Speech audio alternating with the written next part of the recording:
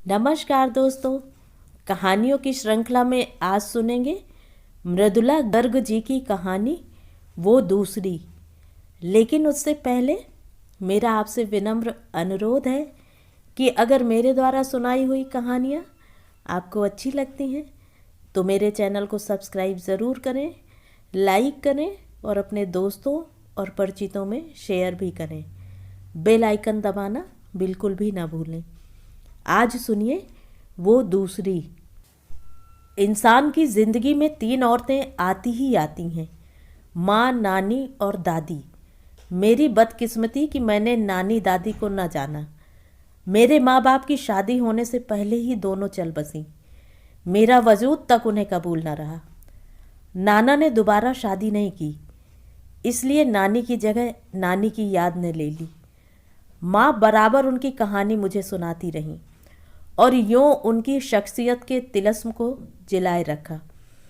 एक मैं थी उल्टी खोपड़ी वाली, सुनती नानी की और सोचती दादी की, जिन्हें माँ ने क्या मेरे बाप ने भी न देखा था।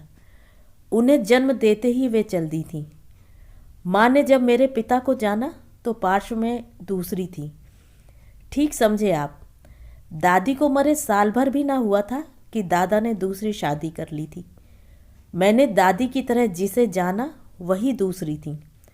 ना ना, हम उन्हें दूसरी कहकर नहीं पुकारते थे। वही दिवंगत दादी को मुसलसल पहली कहकर खुद को दूसरी बनाए रखती थी।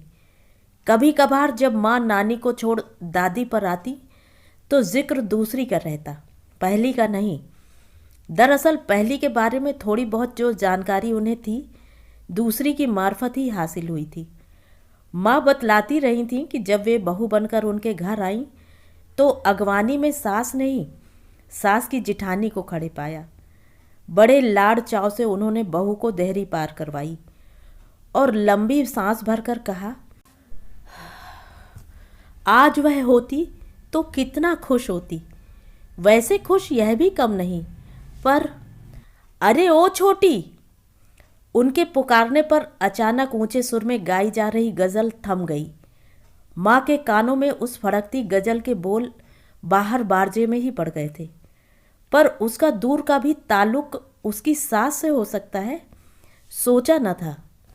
अब देखा कि एक औरत जो तौर तरीके से किसी सूरत माँ नुमा नहीं थी, अधूरा काम छोड़ने की कसमसाहट के साथ फर्श से उठ खड़ी हुई और ताया सास कह रही हैं, अब बहू यही तुम्हारी सास है।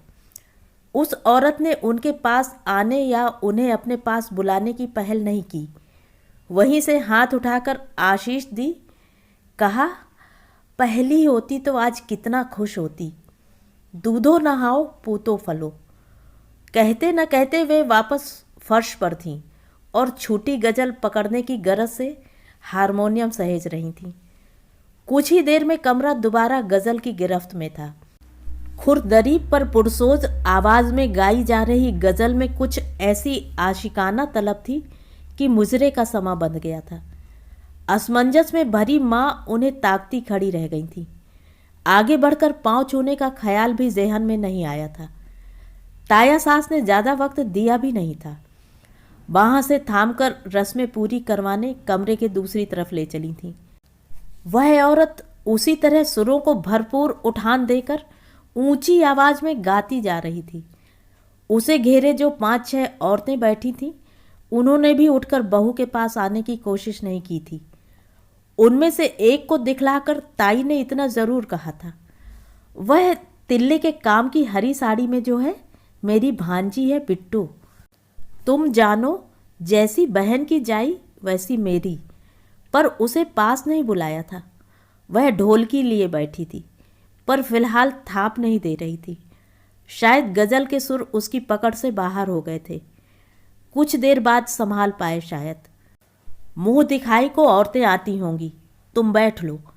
ताया सास ने माँ को टकोरा था।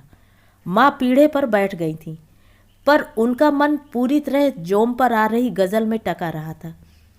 यहाँ तक कि आने वालियों की काइयाँ नज़रों और बेलौस फिक्रों की बाबत सोच पशेमा होने का भी ख्याल न आया था।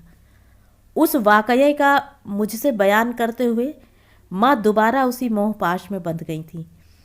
कहा था, तब मेरी समझ में नहीं आया था कि जैसे जैसे गज़ल उठान पर आ रही थी, उनकी खरखरी आवाज़ में जो कामुकता पैदा हो रही थी, उसके बारे में यह तय करना क्यों मुश्किल था कि वह मर्दाना है या औरतनुमा, यानी वह मर्द को आसक्त करेगी या औरत को। अब तो खैर जान गई हूँ कि कामुकता ऐसी कयामती चीज़ है जो मर्द औरत को यकसा लुभाती है। तब नहीं जानती थी। तभी नीचे से बाकायदा मर्द की मर्दाना आवाज़ गूंजी थी, उससे कहो धीरे गाए। उन्होंने एकदम गाना बंद नहीं किया होगा, करना मुमकिन नहीं था। बंदिश में सहज रूप से वक्फा आया होगा, इसीलिए पहले से कहीं धीमी आवाज़ में कहा गया अगला फिक्रा साफ सुनाई पड़ गया। रंडियों के मोहल्ले की है ना। तभी आगे का जुमला कई मर्दों की मिली जुली हंसी में खो गया। कहने वाला भी नाराज कम, चुहलबाज ज़्यादा लगा। सास ने बीच बोल गज़ल रोक दी, हारमोनियम भी, पर लज्जित या अपमानित वे नहीं दिखी। माँ ने अचरज के साथ देखा था। उनके चेहरे पर एक नखरीली मुस्कान तैर आई, जैसे कई बार का सुना आशिकाना जुमला फिर सुना हो। उनके बजाय माँ पर्याप्त लज्जित अपमानित हो ली थी। चेहरा लाल हो गया था, माथे पर पसीना चुहचुहा आया था। सास से अनदेखा न रहा होगा। उन्होंने हंसकर कहा था, इनका तो हमेशा का एक ही बोल। तभी औरतें आनी शुरू हो गई थीं। जो आईं उन्होंने यह ज़रूर कहा, आज वह होती तो कितना खुश होती। हर बार दूसरी ने हंसकर जोड़ा, ना हो पहली, जिठानी जी तो हैं। 4-5 बार हो लिया तो ताई ने याद दिलाया, तू भी तो है छोटी। हाँ, वे खिलखिलाकर हंस पड़ी थीं। मैं तो हूँ ही पहली की जगह। माँ को पूरा व्यापार खासा अटपटा लगा था। बाद में रफ्ता रफ्ता दूसरी ने काफ़ी बातों का खुलासा कर दिया था। रंडियों के मोहल्ले के बारे में माँ की जिज्ञासा सबसे ज़्यादा थी, पर मुंह खोलकर उस बदनाम बस्ती का नाम लेना नामुमकिन था। इंतज़ार ही कर सकती थी कि दूसरी खुद बात छेड़े। ज़्यादा इंतज़ार नहीं करना पड़ा था। दूसरी को बोलने बतियाने से गुरेज न था, खूब तफसील से बतलाया था। मैं ठहरी गरीब घर की लड़की, इकलौती तो क्या, लड़की और गरीब घर की। रंडियों के मोहल्ले के पिछवाड़े रिहाइश थी अपनी। शाम ढले उस मोहल्ले में मुजरा जमता तो वह गज़ल उठान भरती कि सुनो तो गश खा जाओ, दीन दुनिया की सुध ना रहे। एक बात कहूँ बीबी, जिठानी जी से ना कहियो। पास में मंदिर भी था अपने गरीब खाने के, वहाँ भी शाम सवेरे कीर्तन हुआ करे था। एक से एक भजन गाए जाते थे, पर उन गज़लों के पासंग न ठहरे कभी भी। गज़लों की क्या कहूँ बीबी, बोल ऐसे कि पाँव थिरक उठे। पर बीबी, मैं जो एक दिन नाची हूँ, मैंने कुछ किया तो यह कि उनके सुर से सुर मिलाकर गा दी, आप से आप। कैसी ऊंची बेझिझक आवाज़ में गाया करें थी वे कि गली पार कर एक एक बोल यूँ साफ कानों में उतरे कि जस का तस उचार लो। वही किया करती थी मैं। जितना ऊंचा वे गाएं उतना मैं। किस्मत मेरी ऐसी बलवती कि मेरी माँ बेचारी ऊंचा सुना करे थी। उस गरीब ने तो कभी ठीक से उन्हें ना सुना तो मेरी क्या बिसात। जान ही न पाई कितना ऊंचा बोल उठ लिया मेरा। बाप भी मेरा कम बेचारा ना था। गरीब हमारी अपनी रोटी का जुगाड़ करने देर रात तक जाने कहाँ कहाँ सिर फोड़ता फिरे था। घर पर रहता तब न टोका टाकी करता। मैं इतनी बेवकूफ़ भी न थी कि उसके घर रहते रियाज करती। रियाज और सुनो, वे बेसाख्ता हंस दी थी और काफ़ी हंस लेने के बाद हारमोनियम ले बैठी थी। कुछ दिनों के अंतराल के बाद बीच में छूटी कहानी फिर शुरू हुई थी। जब बाऊजी तुम्हारे पहली के इंतकाल के बाद दूसरी की खोज में निकले और हमारे गरीब खाने पहुँचे तो सबने जाना कि मैं किस कदर बेवकूफ़ थी।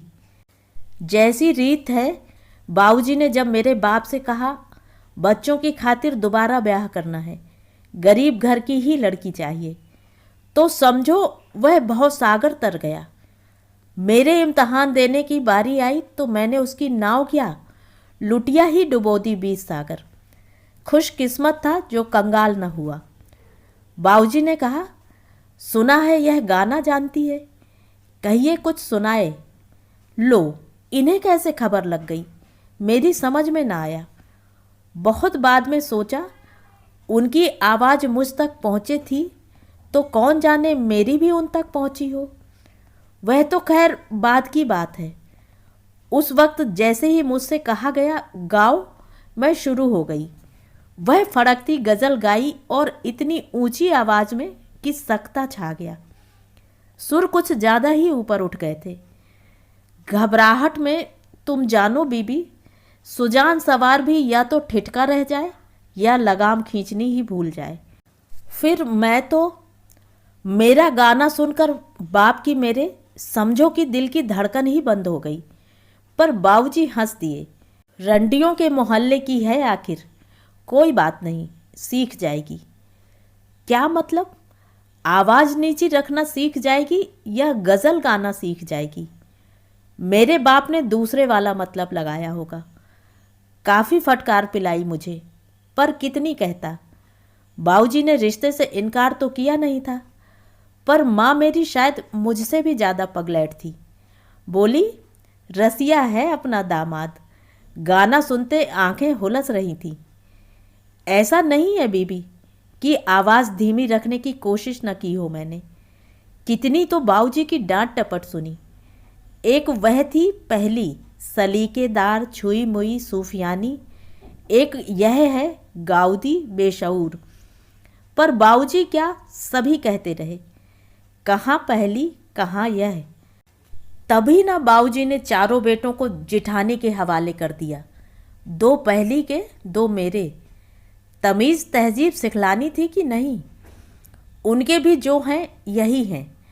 अपना तो तकदीर ने दिया नहीं।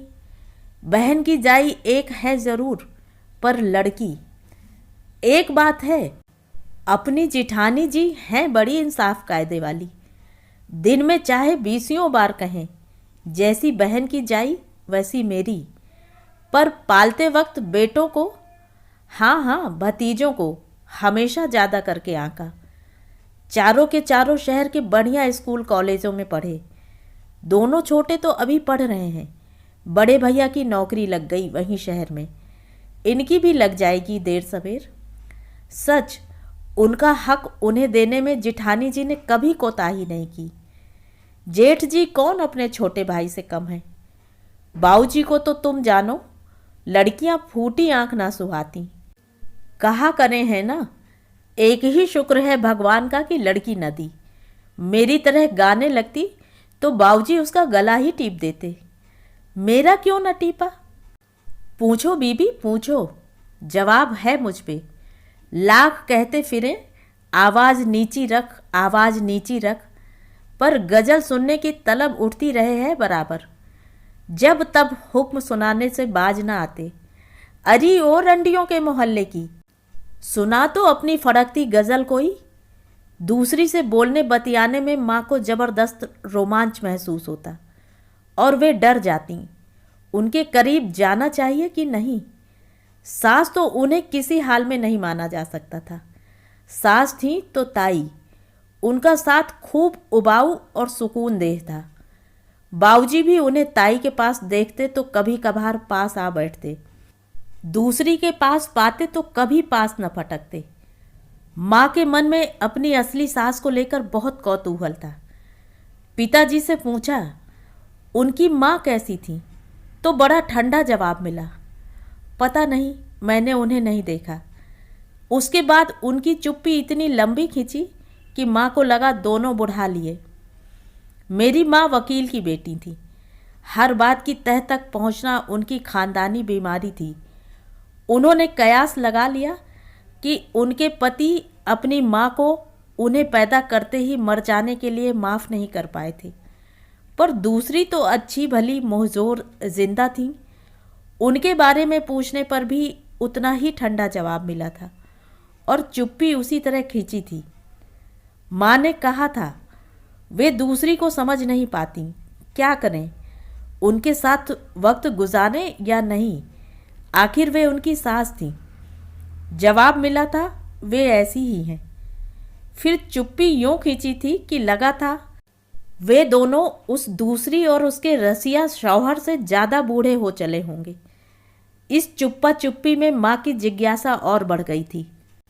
यह भी वे समझ गई थी कि पहली के बारे में ढंग की मालूमात होगी तो दूसरी के जरिए। ताया सास समेत गांव के किसी प्राणी से पहली के बारे में पूछती तो लगता किसी देवी या अप्सरा का बखान सुन रही हैं। कहने को सबके पास बहुत कुछ था, पर वकील की बेटी मेरी जिरह प्रेमी माँ को उसमें झूठ के सिवा कुछ सुनाई न देता। कसूर उनका नहीं था। माँ ने मुझसे कहा था मरकर इंसान इंसान नहीं रहता, नाटक का नायक या नायिका बन जाता है, जैसे मरना ही सब कुछ हो, खुद इंसान कुछ नहीं। दूसरी अकेली ऐसी शख्स थी जिसके लिए पहली मरकर भी मरी नहीं थी। हाड़ मांस की औरत की तरह उसके कद से ऊंचा कद निकाले बराबर में खड़ी रहती थी। उन्होंने उन्हें देखा भले न था, पर उनके इंसान और मादा होने के दो सबूत शुरू से आंखों के सामने रहे थे। उन्हें देखकर पहली की सूरत का अंदाज़ा हो जाता होगा। सीरत का गुमान कराने को गांव के तमाम लोग थे। अपने से उनकी तुलना सुन सुनकर तस्वीर बन गई होगी। लोगों की बातों पर पूरी तरह विश्वास उन्होंने नहीं किया होगा, इतनी भोंदू नहीं थी, पर इतना मान लिया होगा कि पहली उनसे ठीक उलट थी। अपने से उलट की कल्पना करने में कष्ट जितना हो, रोमांच भरपूर है। उसी बल पर उन्होंने पहली की खासी मांसल छवि गढ़ ली होगी। मुझे यकीन है माँ थोड़ी मशक्क़त करती तो पहली की सरापा कैफियत दूसरी से उगलवा लेती और उसके जरिए दूसरी को भी बखूबी समझ लेती, पर वे कन्नी काट गईं। मेहनत से मुंह फेरा या रोमांच से घबरा गईं, कहना मुश्किल है। वे खुद कई बार मुझसे कह चुकी थीं कि दूसरी का साथ जितना मोहित करता था उतना डराता भी था। इधर रसोई घर में अंगीठी पर खाना चढ़ाया जा रहा होता, उधर दूसरी चौपड़ फैलाकर बैठ जाती कि आओ बीबी एक दो बाजी हो जाए। माँ कहती रसोई, तो जवाब मिलता जिठानी जी हैं ना। माँ डामाडोल होती कि आवाज़ आ जाती बहू रानी सुन तो। दरअसल दूसरी के पास उनके देर तक बने रहने पर ताई को कोई ना कोई काम सूझ जाता और वे प्यार पगी पुकार दे उठती बहू रानी। माँ रोमांच छोड़ वाजिब की तरफ भाग लेती, जाते हुए कहना न भूलती काम निपटाकर अभी आई, पर जब लौटती तो दूसरी को कुछ और सूझ चुका होता। कभी वे कहती चलो तुम्हें तबला बजाना सिखला दूं, तुम बजाना मैं गाऊंगी। हारमोनियम अकेला क्या क्या करेगा, सुर देगा ताल नहीं ना, या कहो तो गजल गाना सिखला दूं। माँ की बोलती बंद हो जाती। ताई जी बुला रही हैं, कहे खुद पुकार का आह्वान करती भाग लेती। जो थोड़ा बहुत आपस में कहा सुना गया था साड़ी पर फूल पत्ती छापते हुए हुआ था। अपनी कहानी दूसरी ने तफसील से सुनाई ज़रूर थी, पर तमाम एक बार में नहीं, रफ्ता रफ्ता तोड़ तोड़ कर कई बैठकों में। पहले दिन शुरुआत यूं हुई थी कि शहर से साड़ी के लिए बढ़िया टाइगर वायल आई थी, बेहतरीन रंग थे। बसंत पंचमी पास थी, सो एक पीली साड़ी सामने फैलाकर दूसरी ने कहा था सुना है फूल पत्ती आंकने में खूब माहिर हो, पेंसिल से जरा खींच तो दो इस साड़ी पर। धागे तो मैं भी पूर लूँगी या अपनी बिट्टो रानी से भरवा लूँगी, उसका हाथ खूब साफ है, पर चित्रकारी करना हर किसी के बस का नहीं।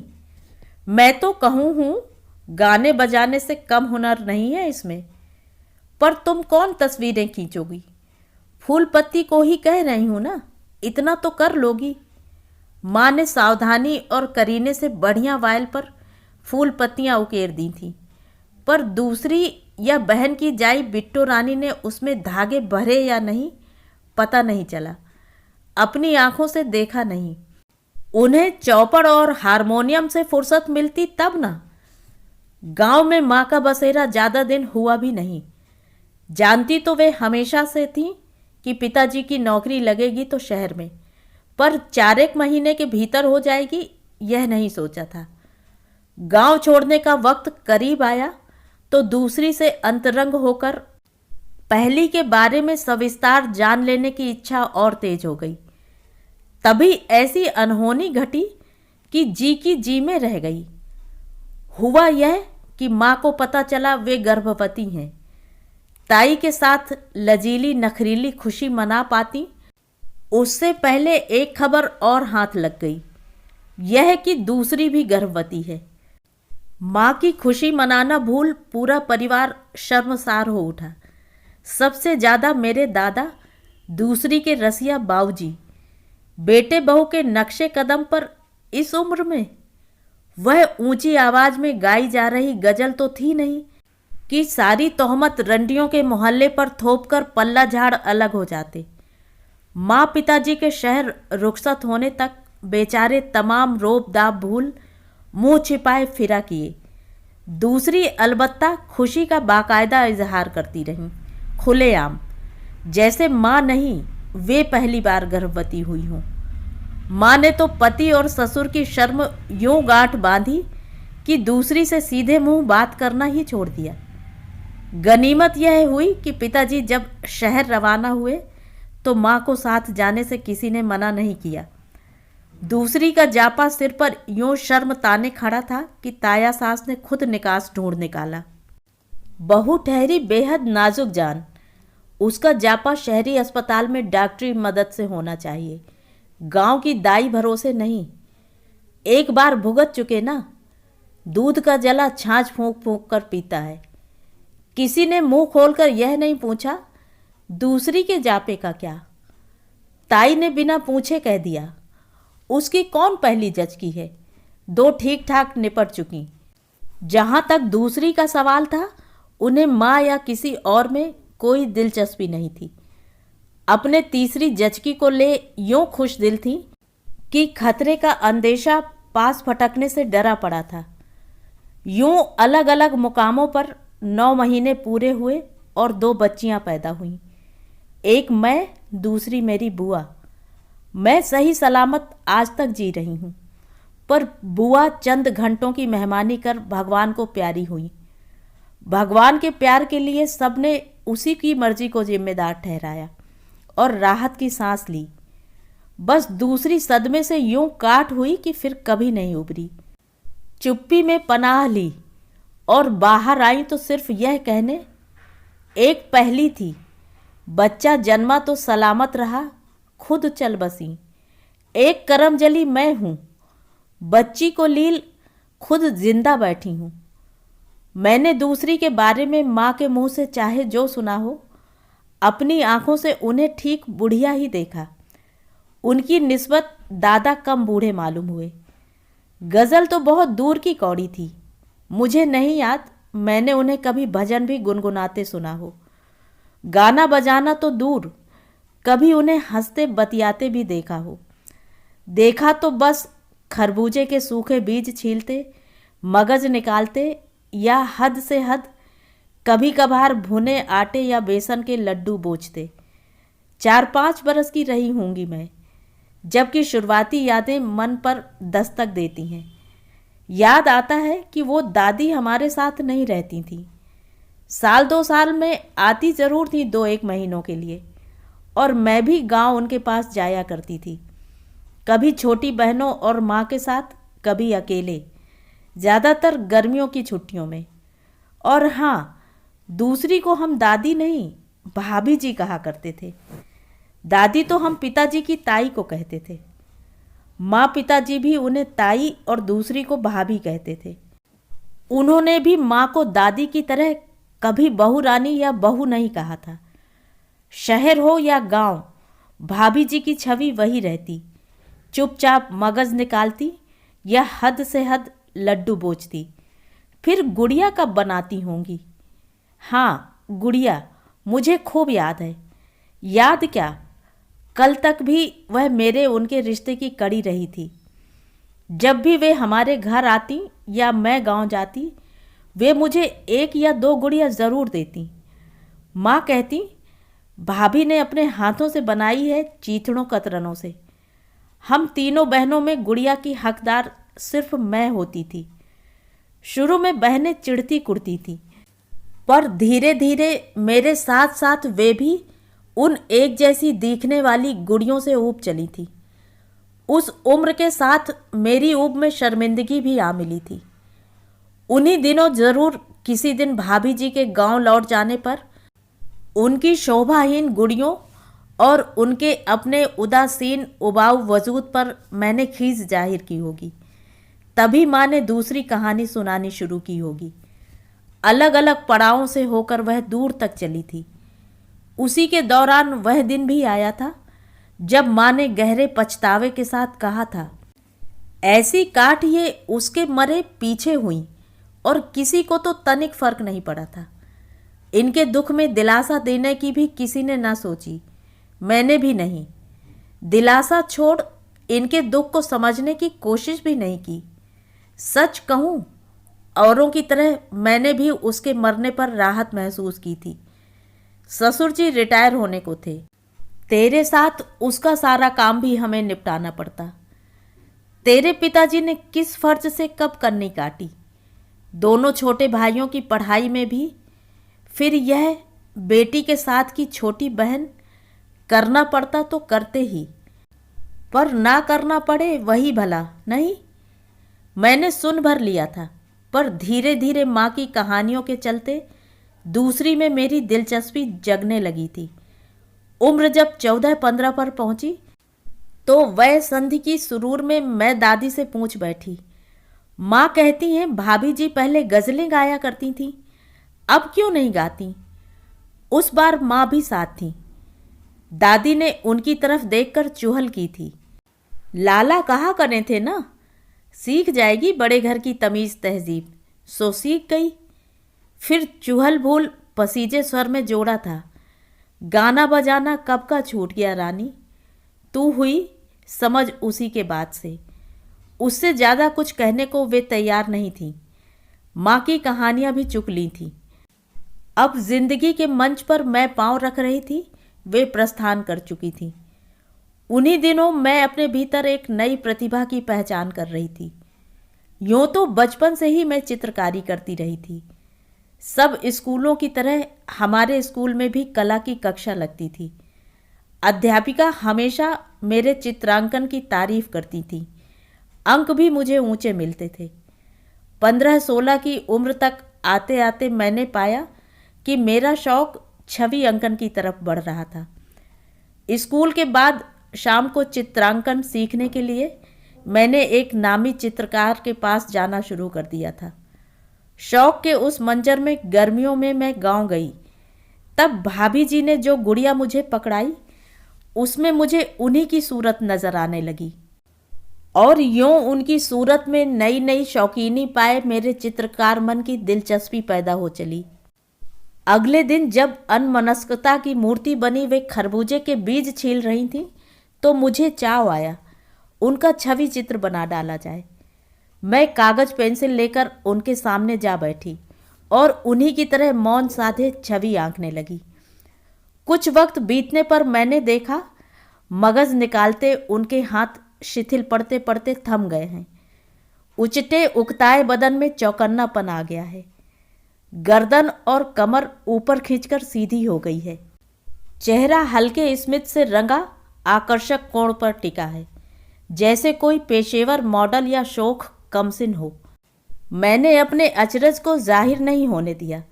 दम साधे रेखाएं खींचती रही, छवि खंडित न हो जाए।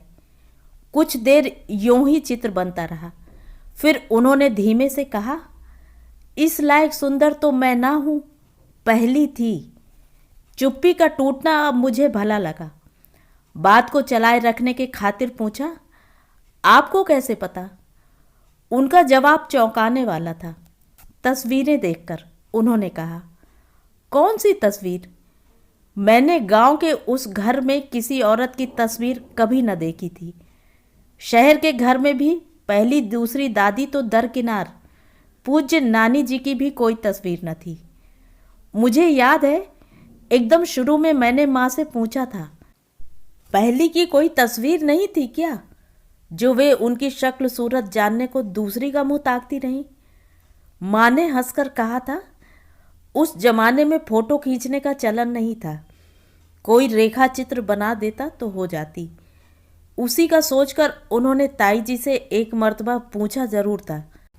उनका जवाब था, तस्वीरें रानियों महारानियों की बनाई जाती हैं या रंडियों तवायफों की। बाद में वर्षों बाद मुझे छवि अंकन करते देख माँ ने एक राज की बात बतलाई थी। मेरे नाना भी छवि अंकन किया करते थे। नानी का एक चित्र भी उन्होंने बनाया था और जमाने के चलन के अनुरूप उसे अलमारी में बंद करके रखा हुआ था। माँ ने एक बार चोरी से देखा था।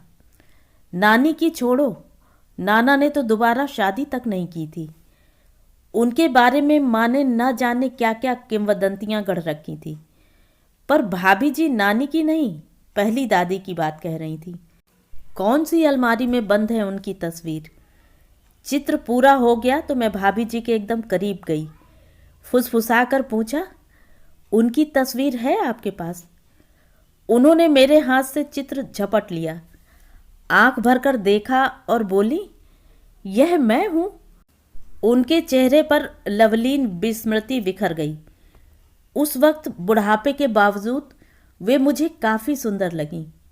तो माँ ने गलत नहीं कहा था, कभी वे काफ़ी आकर्षक रही होंगी। मैंने मन ही मन अपनी पीठ ठोकी। वाह, क्या छवि उकेरी कि मॉडल की छुपी लुनाई बाहर आ गई।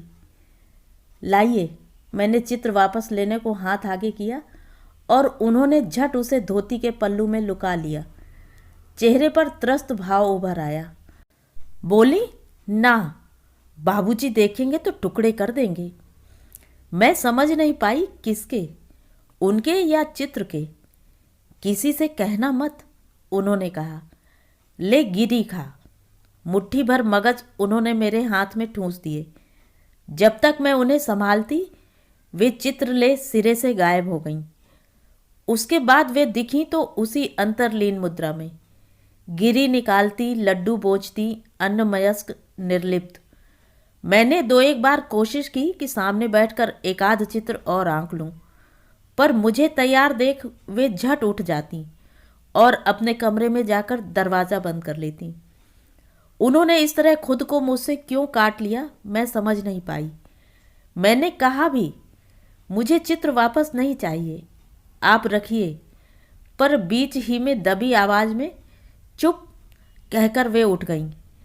लगा इस बार जाते हुए गुड़िया नहीं मिलेगी। जान छूटी। पिछले कई सालों से मैं उनकी दी गुड़िया बिट्टो बुआ के बच्चों में बांट जाती थी। मेरे गए पीछे उन्हें पता चल ही जाता होगा, पर मुझसे कभी किसी ने उसका जिक्र नहीं किया था। जाने का वक्त आया तो बदस्तूर भाभी जी ने गुड़िया मुझे पकड़ा दी। मैंने सरसरी निगाह उस पर डाली और भौचक रह गई। पहले उनकी किसी गुड़िया में ऐसी उम्दा कारीगरी देखी न थी। धागों से कढ़े नाक नक्श तीखे दिलकश, बदन की गढ़न कटावदार नाजुक, पहरावा नफीस सलीकेदार। अरे यह तो पूरी पेंटिंग है, पेंटिंग। आप चित्रकारी जानती हैं क्या? मेरे मुंह से निकला, पर माँ तो कहती थी।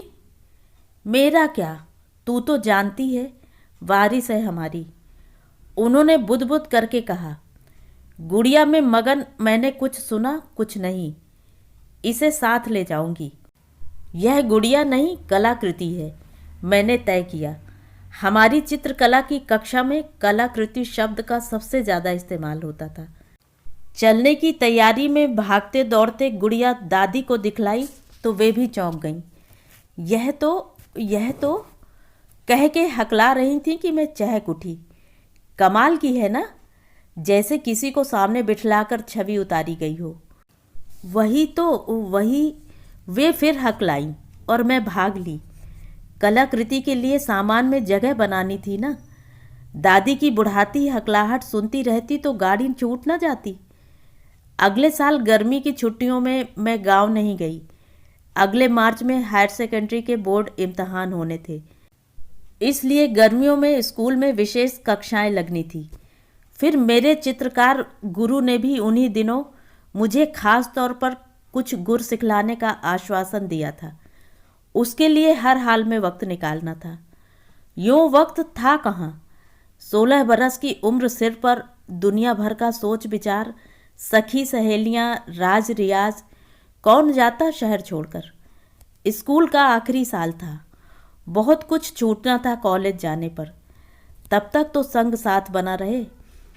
इम्तहान खत्म हुए तो मौज मस्ती सूझी। शहरों में चाचा ताऊ के जितने बच्चे थे सबने एक साथ गांव जाने का कार्यक्रम बनाया। मैं एक तरह से मुखिया चुनी गई। गांव के घर के बारे में मेरी जानकारी सबसे ज़्यादा थी। मैंने ही उन्हें जतला रखा था। मेरी प्रधानी शुरू होती उससे पहले गांव से तार आ पहुंचा कि भाभी जी का स्वर्गवास हो गया। अरसे से मियादी बुखार आ रहा था। कई बार मुझे याद किया। मेरे बोर्ड के इम्तहान चल रहे थे, इसलिए खबर मुझसे छिपा कर रखी गई थी। अब सबको गांव जाना ही था। गए। उनका संस्कार हो लिया तो बिट्टो बुआ मुझे हाथ से पकड़कर अपने कमरे में ले गईं। दरवाज़ा ढुकाया ही नहीं, बाकायदा कुंडी चढ़ाकर बंद किया। लकड़ी की अलमारी खोली, उसमें ठुसे तरह तरह के सामान के बीच से एक टीन का बक्सा निकाला। पुराने कपड़ों के अंबार में छिपा पड़ा था। बाहर आया तो पिचका बदरंग, जंग खाया ताला भी दिखा, पर जिस कुंडी में लटक रहा था वह खुद उखड़ी पड़ी थी। फिर भी बड़े जतन से संभालकर उन्होंने उसे मुझे पकड़ाया। हाथ लगाते ही ताले समेत ढक्कन खुल गया। भीतर मेरा बनाया भाभी जी का चित्र था। इसमें इतनी लुका छिपी की क्या बात है, पर हंसी मजाक का मौका न था। जब बनाया था नज़र भर देख भी न पाई थी। अब लगा बुरा नहीं बना था। जड़वा कर बैठक में लगाया जा सकता है अपने शहर के घर में। मैंने ठीक से परखने को चित्र उठा लिया। नीचे एक और छवि चित्र था, भाभी जी का हरगिज नहीं। चेहरा फिर भी पहचाना सा था।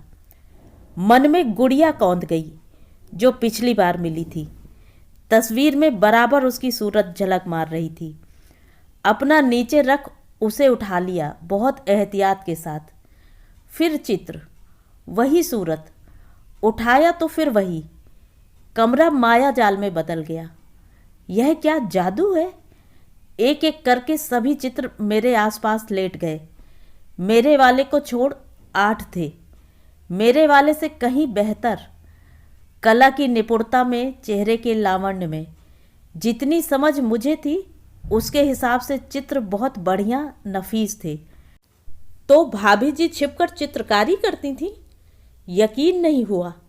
माँ ने कहा था फूल पत्ती भी उनसे बनवाई थी साड़ी पर। अकबकाए हाल बुआ से पूछा, भाभी जी ने बनाए थे?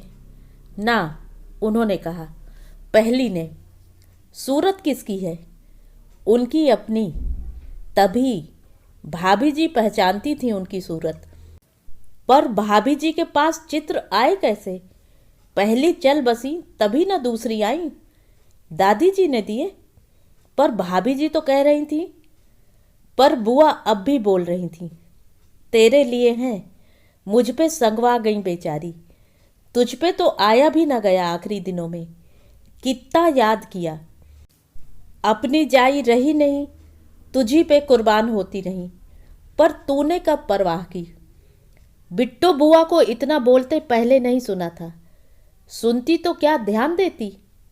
मेरे लिए वे भाभी जी की परछाई भर थी, वह भी माँ के बतलाए इतिहास में। एक गाती दूसरी बजाती, वरना चौपड़। एक का छूटा तो दूसरी का भी छूट लिया होगा। मैंने तो उन्हें जब कभी एक नज़र देखा तो बच्चों से घिरे हुए, पर वे बोले चली जा रही थीं। बेटे पैदा किए तो समझो जैसे पहली के वैसे इनके। ब्याह कर आई तो किसी ने कुछ माना थोड़ा। जब पेट में वह आई तेरे साथ वाली, तो समझ अपने को मान बैठी ये भी।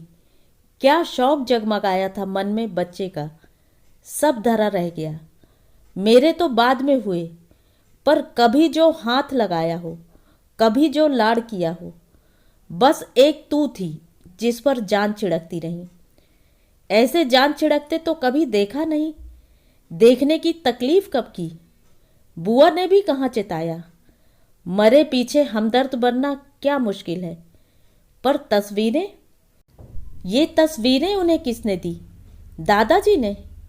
खूब सहेज कर रखी, जड़वा कर कहीं टांगा क्यों नहीं? अच्छा नहीं माना जाता था तब। पिताजी को मालूम है इनके बारे में, ताऊ जी को और दादी को। सवाल करने शुरू किए तो मैं भी धारा प्रवाह बोलती गई। हाँ, दादा जरूर सहेजते तेरे, बुआ तंज से बोली। पा जाते तो जला ना डालते जैसे और जलाईं। रंडियों के मोहल्ले की ये थीं, वे नहीं। उनकी आबरू पर आंच कैसे आने देते? तस्वीरें जला दी? क्यों? आईने में देख देख कर जो अपनी छवि आप उकेरे, रंडी से कम क्या हुई? बुआ ने बंद दरवाजे पर नज़र डाल लेने पर भी फुसफुसा कर कहा, और तुरंत जोड़ा, मुझे मती घूर। तेरे दादा का कहा मैंने। फिर ये कैसे बची? और भाभी जी के पास? पहली के मरे पीछे बच्चों समेत उनका सारा सामान तेरे दादा ने तेरी ताया दादी के जिम्मे में डाल दिया कि ये संभाल, चाहे खुद बरत, चाहे आने वाली बहुओं के लिए सहेज।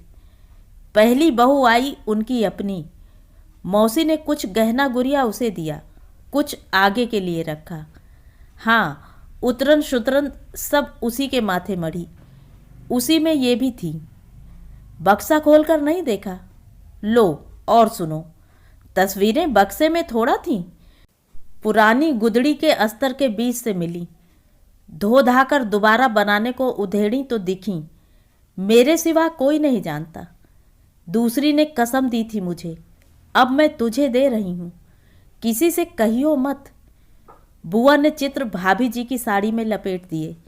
मैंने अपने संदूक में कपड़ों के नीचे जमा लिए। तो ये थी कहानी। कहानी आपको कैसी लगी? कमेंट करके ज़रूर बताएं।